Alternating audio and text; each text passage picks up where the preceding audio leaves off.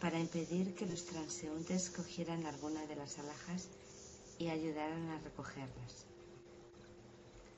Un avestruz que andaba por allí pasó corriendo y, desapercibido en medio de aquel alboroto, se tragó la piedra más grande y valiosa. Cuando la mujer echó en falta esa joya, empezó a lamentarse y, a pesar de buscar por todas partes, no pudo encontrarla. Alguien dijo: la única persona que ha podido coger esa joya es aquel derviche que está tranquilamente sentado junto a la tienda. El derviche había visto al avestruz tragarse la piedra, pero no quería que hubiera derramamiento de sangre. Por eso, cuando llegaron a él, le agarraron e incluso le golpearon. Se limitó a decir: yo no he cogido nada. Mientras le golpeaban, llegó uno de sus compañeros y advirtió a la multitud que tuviera cuidado con lo que estaba haciendo. También le prendieron a él y le acusaron de haber recibido la piedra del primer derviche, a pesar de que él lo negaba. Esto es lo que estaba sucediendo cuando apareció un hombre dotado de conocimiento. Reparando en el avestruz, preguntó: ¿esa ave estaba aquí en el momento en que cayó el joyero? Sí, respondió la gente. En ese caso, dijo él, dirigid vuestra atención al avestruz. Tras pagarle a su dueño el precio del avestruz, lo mataron. En su estómago se encontró la joya perdida. Adelante, Rocky. The Casket of Jewels. The tale is told of a woman who was carrying a casket of jewels of various sizes to a jeweller's shop. Just outside the shop she tripped, and the box fell to the ground. The top came off the casket, and the jewels were scattered everywhere. The jeweller's assistants ran from the shop to prevent passers-by from taking any of the gems, and they helped to collect them. An ostrich, which was wandering about, ran past and, unnoticed in the excitement, swallowed the largest and best stone. When the woman missed the jewel, she started to lament, and in spite of looking everywhere, it could not be found. Someone said, "The only person who could have taken that stone was yonder dervish, sitting quietly beside the shop." The dervish had seen the ostrich swallow the stone, but he did not want blood to be spilt. Therefore, when he was searched and seized, and even beaten, he said no more than, "I have not taken anything at all." While he was being beaten, one of his companions came up and reminded the mob to be careful of what they were doing. They seized him too and accused him of having probably taken the stone from the first dervish, in spite of his denials. This scene was proceeding thus, when there appeared a man endowed with knowledge. Noticing the ostrich, he asked, "Was that bird here at the time when the casket was dropped?" "Yes," said the people. "In that case," he answered, "address your attentions to the ostrich." The owner of the ostrich was paid the value of the bird, which was then killed. In its stomach was found the missing jewel.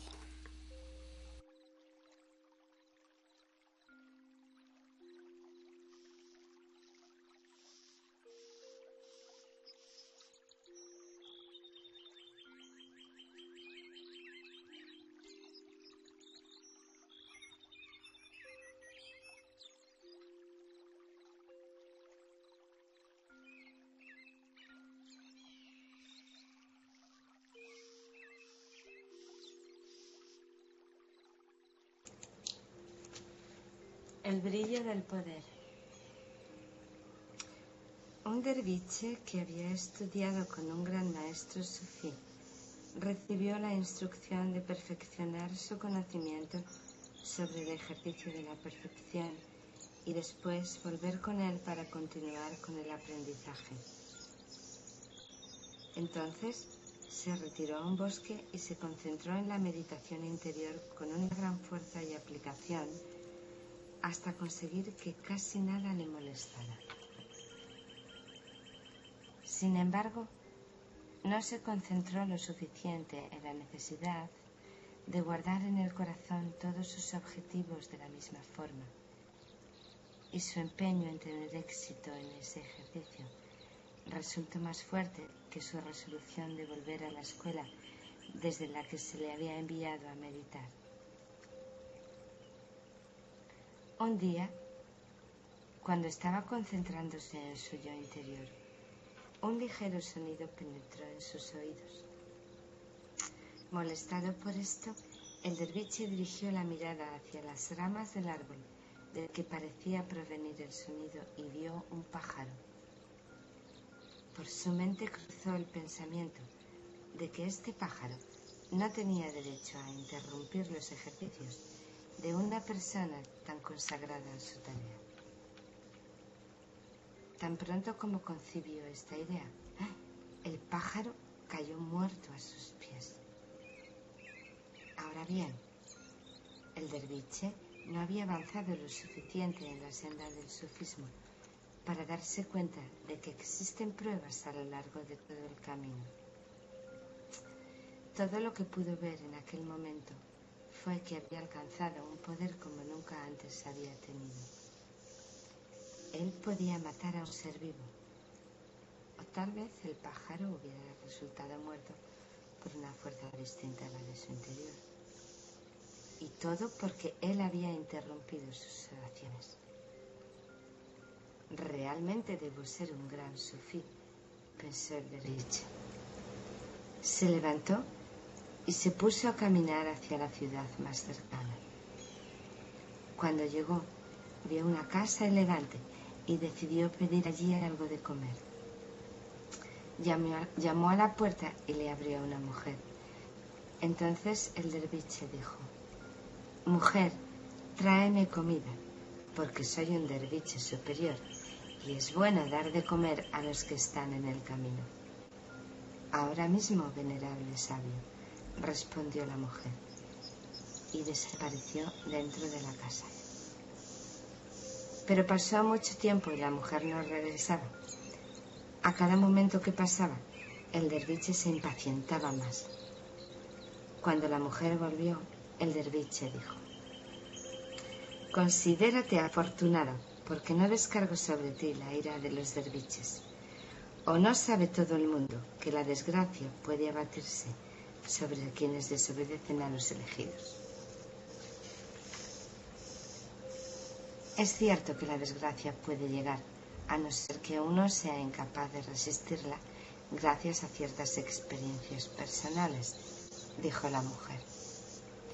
«¿Cómo te atreves a contestarme de esa manera?», gritó el derviche. «Y en todo caso, ¿qué quieres decir?». «Solo quiero decir», respondió la mujer, «que no soy un pájaro en un claro del bosque». Al oír estas palabras, el derviche se quedó estupefacto. «Mi ira no te está haciendo daño, y además puedes leer mis pensamientos», farfulló, y le rogó a la mujer que fuera su maestra. «Si has desobedecido a tu propio maestro, también me dejarás a mí», respondió la mujer. «Bueno, por lo menos dime cómo has alcanzado un estadio de conocimiento mucho más elevado que el mío», pidió el derviche. «Obedeciendo a mi maestro. Cuando me llamó, me dijo que escuchara sus charlas y practicara sus ejercicios. Por otra parte, tenía que atender tanto a los ejercicios como a mis tareas mundanas. De esta forma, aunque hace años que no sé nada de él, en mi vida interior se ha expandido constantemente, dándome poderes tales como el que tú has visto además de muchos otros. El derviche regresó a la tequia de su maestro para seguir aprendiendo. El maestro no le permitió hablar sobre nada de lo sucedido y se limitó a decirle cuando apareció: «Ve a servir al barrendero que limpia las calles de tal ciudad». Como el derviche tenía a su maestro en muy alta consideración, fue a aquella ciudad. Pero cuando llegó al lugar en que trabajaba el barrendero y le vio allí cubierto de basura, le dio asco acercarse a él y no era capaz de imaginarse a sí mismo como su criado. Estaba allí de pie, sin reaccionar, cuando el barrendero dijo, llamándolo por su nombre: «La jaguar, ¿qué pájaro has matado hoy? La jaguar, ¿qué mujer ha leído tus pensamientos hoy? La jaguar, ¿qué asqueroso deber te impondrá tu maestro mañana?» La jaguar respondió: «¿Cómo puedes ver dentro de mi mente? ¿Cómo puede un basurero hacer cosas que no puede hacer un piadoso ermitaño? ¿Quién eres tú?» El barrendero dijo: «Algunos ermitaños piadosos pueden hacer estas cosas, pero no las hacen para ti porque tienen otras cosas que hacer. A ti te parezco un barrendero porque esa es mi ocupación. Como no te gusta la profesión, no te gusta la persona.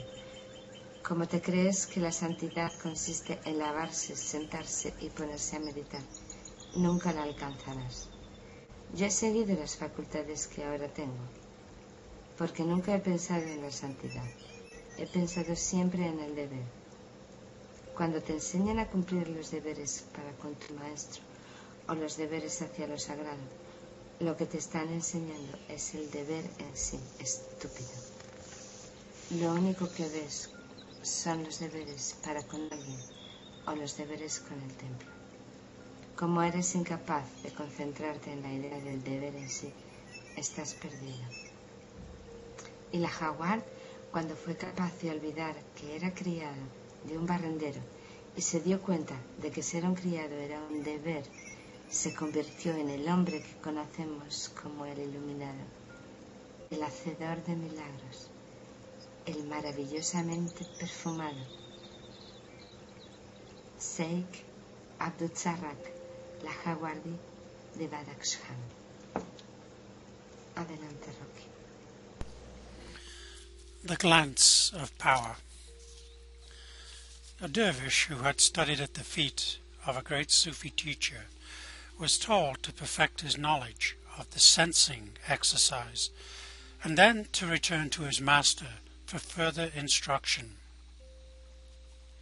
He retired to a forest and concentrated upon inner meditations with great force and application until hardly anything could disturb him. He had, however, not concentrated well enough upon the need to keep all his objectives equally in his heart, and his zeal to succeed in his exercise proved somewhat stronger than his resolve to return to the school from which he had been sent to meditate. Thus it was that one day, while he was concentrating upon his inner self, a slight sound caught his ear. Annoyed at this, the dervish looked upwards into the branches of a tree from which the sound seemed to come, and saw a bird. The thought crossed his mind that this bird had no right to interrupt the exercises of so dedicated a man. No sooner had he conceived this idea than the bird dropped dead at his feet. Now, the dervish was not sufficiently advanced in the path of Sufihood to realize that there are tests all the way along the road. All that he could see at the moment was that he had attained a power such as he had never had before. He could kill a living thing. Or it might even be that the bird had been killed by some force other than one within himself, and all because it had interrupted his devotions. "I must indeed be a great Sufi," thought the dervish. He got up and started to walk toward the nearest town. When he got there, he saw an elegant house and decided to ask there for something to eat. When the door was opened by a woman at his knock, the dervish said, "Woman, bring me food, for I am an advanced dervish, and there is merit in feeding those who are on the path." "As soon as I can, revered sage," answered the lady, and she disappeared within. But quite a long time passed, and still the woman did not come back. With each moment that passed, the dervish became more and more impatient. When the woman returned, he said to her, "Consider yourself lucky that I do not direct upon you the wrath of the dervish, for does not everyone know that ill fortune can come through disobedience of the elect?"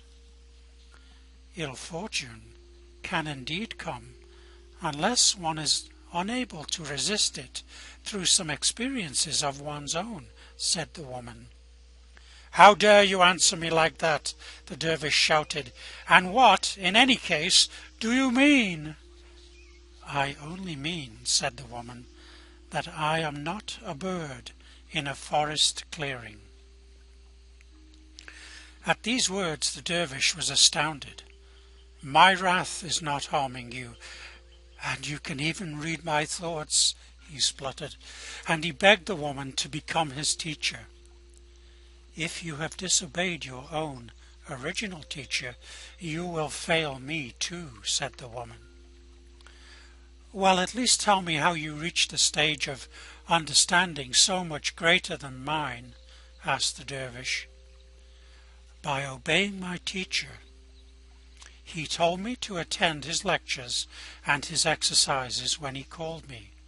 Otherwise, I was to regard my worldly tasks as my exercises.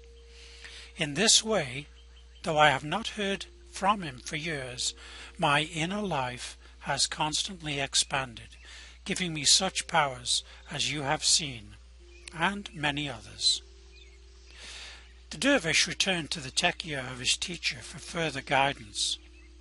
The master refused to allow him to discuss anything, but merely said when he appeared, "Go and serve under a certain scavenger who cleans the streets in such and such a town." Because the dervish held his teacher in such high regard, he went to that town, but when he arrived at the place where the scavenger worked, and saw him standing there covered in filth, he recoiled from approaching him, and could not imagine himself as his servant. As he stood there irresolutely, the scavenger said, calling him by his name, "Liawad, what bird would you kill today? Liawad, what woman may read your thoughts today? Liawad, what revolting duty will your teacher impose upon you tomorrow?" Liawad asked him, "How can you see into my mind? How can a scavenger do things which pious hermits cannot do? Who are you?"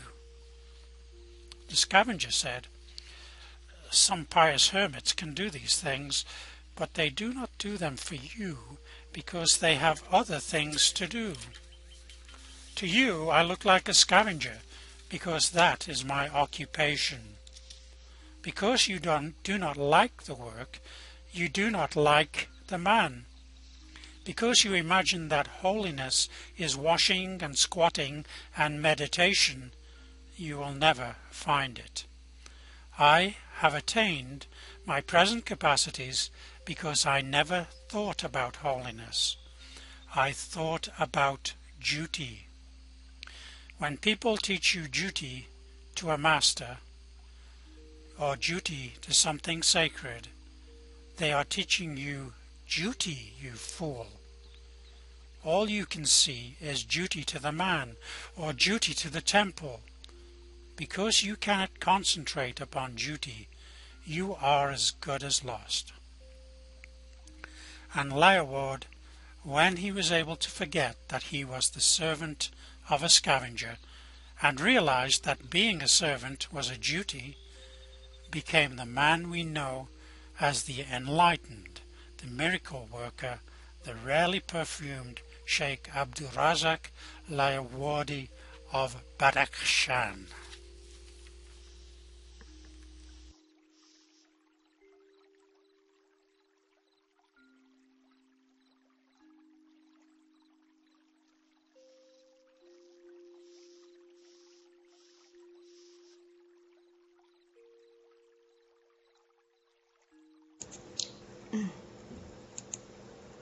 Solo supongamos.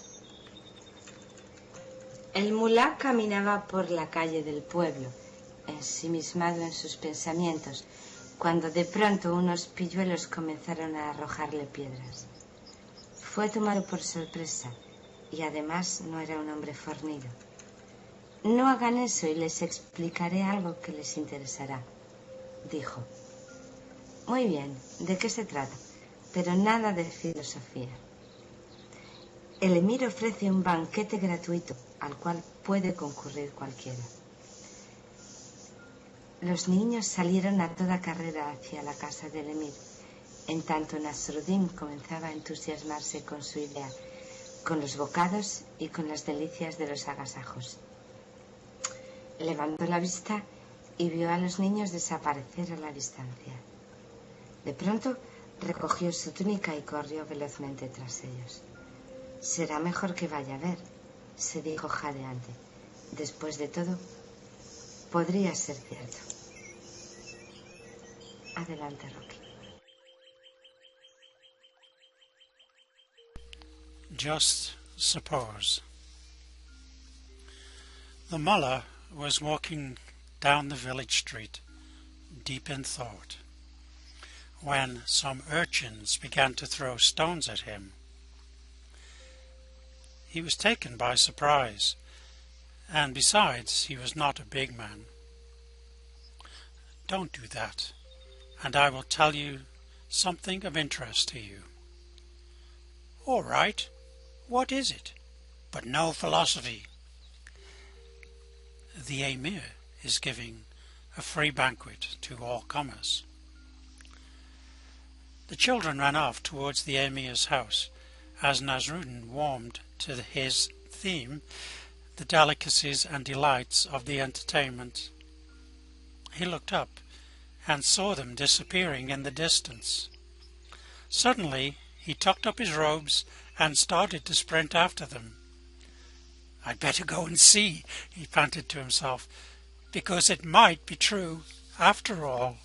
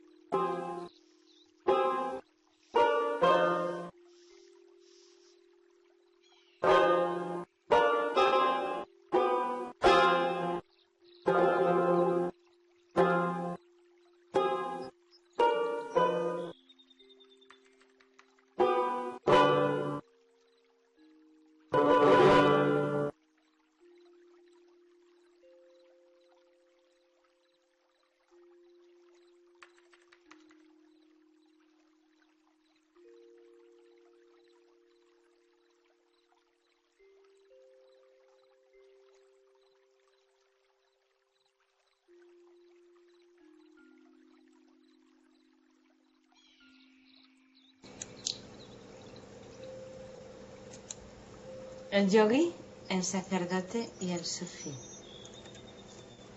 Nasrudin vistió una túnica sufí y decidió realizar una peregrinación. En el camino se encontró con un sacerdote y un yogui y decidieron seguir juntos. Cuando llegaron a un pueblo, el sacerdote y el yogui le pidieron a Nasrudin que solicitara dádivas mientras ellos hacían sus devociones. Nasrudin recolectó algún dinero y lo usó para comprar halwa. Surgió que se repartieran la comida, pero los otros, que aún no tenían mucha hambre, contestaron que sería mejor posponerla hasta la noche. Siguieron su camino. Al caer la noche, Nasrudin pidió la primera porción, porque por mi intermedio se obtuvo la comida. Los otros no estuvieron de acuerdo. El sacerdote porque, arguyó, él representaba un cuerpo jerárquico formalmente organizado y merecía, por lo tanto, prerrogativas. El yogui porque, afirmó, comía solo una vez cada 3 días y debía, por lo tanto, recibir más. Por fin convinieron en irse a dormir y que por la mañana aquel que relatara el mejor sueño sería el primero en servirse. Por la mañana el sacerdote dijo: vi en sueños al fundador de mi religión, quien hizo una señal de bendición destacándome como beneficio de modo especial. Sus compañeros quedaron impresionados, mas el yogui dijo: en mis sueños alcancé el nirvana y fui completamente absorbido por la nada. Miraron al mulá. En mis sueños vi a Khidr, el maestro sufí, que solo aparece ante los más santificados, y me dijo: Nasrudin, cómete el halwa ahora mismo. Y por supuesto, debí obedecerle.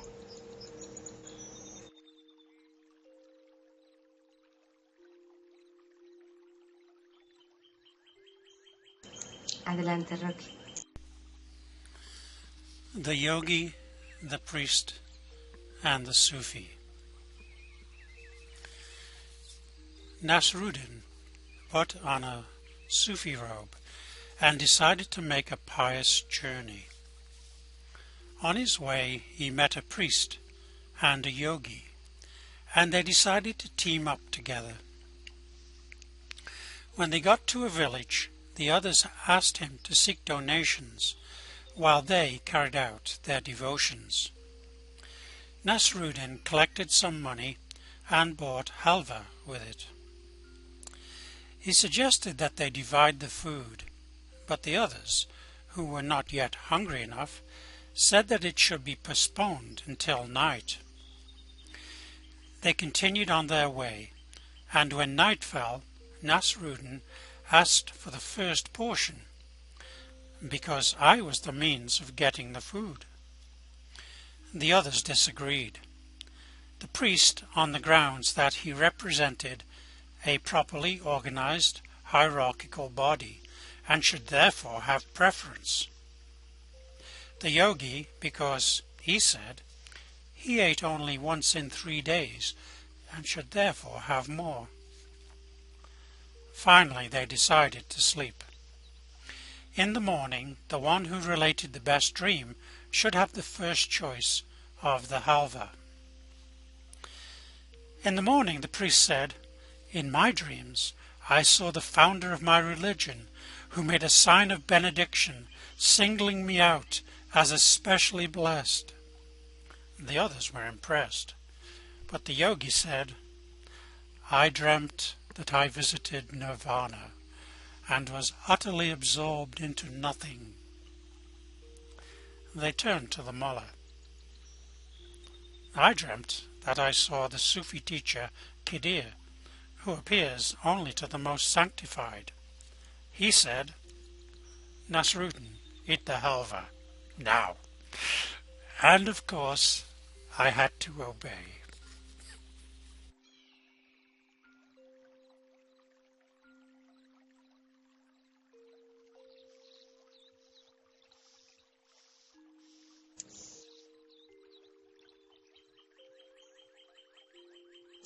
Bueno, pues hasta aquí los cuentos. Sufi Tales.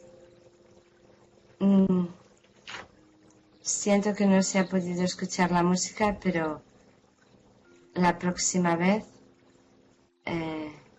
les espero aquí. Thank you very much. Muchas gracias a todos.